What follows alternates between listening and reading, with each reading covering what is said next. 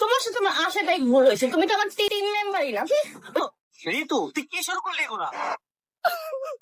আমি মরে যাবো আজকে। আমার ভাই বউ পাইলে সব ভুলা যায়, এরা যা বলতেন সব সত্যি হয়েছে গায়ে, সব সত্যি।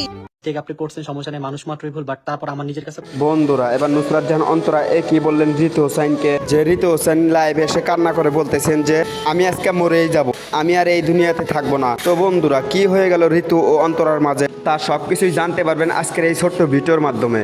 তাই ভিডিওটা ইন্টারেস্টিং হতে চলেছে, তাই ভিডিওটি না টেনে শেষ পর্যন্ত দেখতে থাকুন। আর হ্যাঁ, আপনি যদি ঋতু ও অন্তরার ফ্যান হয়ে থাকেন তাহলে এই ভিডিওটি লাইক করে চ্যানেলটি সাবস্ক্রাইব করে সাথেই থাকুন। একটি ভিডিওতে নুসরাত জাহান অন্তরা ঋতু হোসেনকে বলতেছেন যে তুমি তো আমার টিম মেম্বার হওয়ার যোগ্য নও। তো এই কথা অন্তরা বললে ঋতু অনেক কষ্ট পান এবং কি অনেক কান্নাও করেন। তো এই কারণেই ঋতু হোসেন কান্না করে বলতেছেন যে আমি আজকে মরেই যাব, আমি আর এই রাকিব হোসেন টিমে থাকবো না।